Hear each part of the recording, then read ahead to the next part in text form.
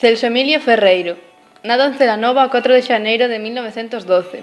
Foi escritor e político galeguista, máximo expoñente da poesía social en lingua galega. A súa obra, Longa noite de pedra, é un dos libros chave para entender a literatura galega contemporánea. É unha referencia obrigada de toda unha xeración de autores e lectores. De familia galeguista acomodada, dedicada ao comercio e agricultura. Sempre amou profundamente a súa vila natal, identificándoa coa súa infancia. Aos 20 anos, en 1932, organizou con Xosé Velo Mosquera, entre outros, as Mocedades Galeguistas de Celanova e participou na constitución da Federación de Mocedades Galeguistas, dependente do Partido Galeguista, en 1934, da que vería ser no 1936 o derradeiro secretario de organización. Pouco despois, foi procesado por un artigo publicado en Guieiro, outavoz patriótico da FMG, revista que el mesmo dirixía. Mobilizado para a Guerra Civil Española polas tropas franquistas e enviado á fronte de Asturias. Mentres as columnas galegas participan na toma de Oviedo, el consegue un destino como radiotelegrafista, o que mantén afastado da liña de combate. Aínda así, sofre feridas leves durante a evaluación do hospital da cidade obetense. No 1937, durante un permiso en Celanova, detéñeno por facer un comentario político, presuntamente criticando os crimes perpetrados polos fascistas en público. Péchano nunha cela do mosteiro da vila, toda de pedra, durante 3 días. A mediación de parentes e amigos perante o gobernador de Ourense evita a súa execución. Un día de setembro do mesmo ano, exercendo o seu labor como radiotelegrafista, erra o número que debía marcar, entrando así en contacto con Moraima, que sería logo a súa muller en fronte inesgotable da inspiración do poeta. Despois da guerra, continuou os estudos de Dereito, que iniciará en Oviedo, que abandona, e inicia os de Maxisterio, que si conclúe, male que non chega a exercer nunca. No 1941 é destinado como funcionario a Pontevedra. Bota 9 anos na cidade de Lérez, participando intensamente na vida cultural da mesma e entrando en contacto con escritores da época. Tamén é redactor xefe da revista Finisterre. No 1943 casou con María Luisa Moraima Loredo en Xixón, con quen tería 4 fillos. Tras obter o título de procurador dos tribunais, trasladouse a exercer a profesión a Vigo, onde viviu ata o 1966.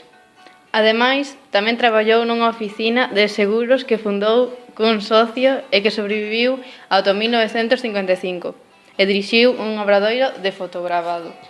A súa estancia na cidade olívica coincide coa súa consolidación como poeta e literato. Mergullouse na vida cultural e intelectual. Colaborou asiduamente en diversas publicacións, como o xornal Faro de Vigo, o periódico Pontevedrés Litoral, Vieiros, especialmente a revista de poesía Alba, dirixida por Ramón González, Alegre, na que publica poemas entre os que figuran a serie de composicións do seu libro O soño sulagado. No 1954, publicou unha biografía do seu paisano, Curros Enríquez. No 1964, 2 anos despois da publicación de Longa noite de pedra, participou na fundación da Unión do Pobo Galego, UPG, xunto con Méndez Ferrín, Raimundo Patiño e Lois Soto, Organización de Orientación Nacionalista e Marxista. En 1966 emigrou a Venezuela. Algúns autores apuntan como causas de súa decisión certas dificultades económicas, a presión a que estaba sometido como consecuencia da súa actividade política e a esperanza de atopar na emigración sudamericana a Galicia nacionalista e antifranquista que existía no territorio propio. Antes de súa marcha, faiselle unha homenaxe de despedida en Ourense. Xa en Venezuela colaborou coa Hermandad Galega, fundou o Patronato da Cultura Galega e traballou no gabinete do presidente Rafael Caldera. Mais axiña, aniña a decepción en Celso Emilio. No 1968, tras un proceso fraudulento, accede á dirección de Hermandade, un grupo reaccionario proclive ao franquismo, que decide expulsalo a él e máis ao seu fillo. Grazas á súa iniciativa, grávase e edítase en Caracas en 1970, o primeiro disco LP en galego. Galicia canta 1970. onde, ademais de ser autor de varias das letras e da presentación do disco co seu pseudónimo de Arístides Silveira, el mesmo interactúa con Xulio Formoso tocando o pandeiro. A volver da emigración, no ano 1973 instalouse en Madrid, onde traballou de corrector de estilo para a revista Tribuna Médica. Dirixe a aula de Cultura do Ateneo, colabora na prensa e participa nas tertulias do Café Gijón, visitando Galiza nos veráns. Afíliase ao Partido Socialista Galego e represéntase como candidato ao Senado pola coalición Candidatura Democrática galega nas eleccións legislativas de 1977. Previamente, en 1974, rachara coa UPG, con quen xa viña mantendo importantes diferenzas desde a emigración. Ao pouco tempo, volve mudar de partido, afiliándose ao PSOE, coa esperanza de intervir no proceso de galización co partido. Un derrame cerebral acabou coa súa vida mentres pasaba as súas vacacións en Vigo, na súa casa da Avenida de Castrelos, o 31 de agosto de 1979. Foi enterrado en Celanova. Foille dedicado o Día das Letras Galegas en 1979. Obras máis importantes: O soño sulagado. Trátase dun conxunto de 31 poemas publicados por primeira vez en Vigo pola colección Alba no 1955. Nel están presentes xa as temáticas máis recorrentes da poesía de Ferreiro, isto é, o intimismo, a crítica social e a sátira. A memoria da guerra, a denuncia do presente histórico e o amor son motivos con presencia relevante no libro. Longa noite de pedra. É sen dúbida a obra máis senlleira do autor e deulle nome a toda unha época da historia contemporánea de Galiza. Ademais de ser a que lle deu a dimensión popular.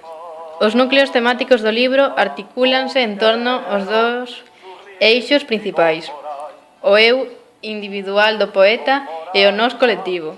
Hai que destacar a presenza da dor existencial, a xustiza social e a evolución cara ao enfrontamento de Deus. Viaxe ao país dos ananos. Trata o tema de migracións fundamentalmente. Relata a aventura dun Gulliver Ferreiro que chega a un país habitado por ananos. É unha denuncia da cativeza moral e política de certos sectores da migración galega en Venezuela. Compre sinalar que non é un alegato contra a emigración común deses milleiros de homes e mulleres que tiveron que marchar de Galiza para sobreviviren, só contra deses emigrantes acomodados que atopa ao frente de certas institucións galegas. Onde o mundo se chama Celanova. Trátase do libro máis intimista da lírica ferreirá e ten como núcleo temático fundamental a evocación da infancia e da adolescencia. Hai que destacar o retorno que fai a si mesmo, a súa Celanova natal. Pero Ferreiro tampouco esquece os seus principios ideolóxicos e as sátiras contra o poder e a burguesía. Tamén enchen varias páxinas do libro, conectando con reflexións autobiográficas nas que, por exemplo, conversa cun Deus humanizado, ao que lle reclama a súa indiferencia perante a injusticia. Ademais, inclúe poemas de amor á súa muller. Refírese á aceptación serena e agradecida do presente representado no amor, confidente coa súa muller.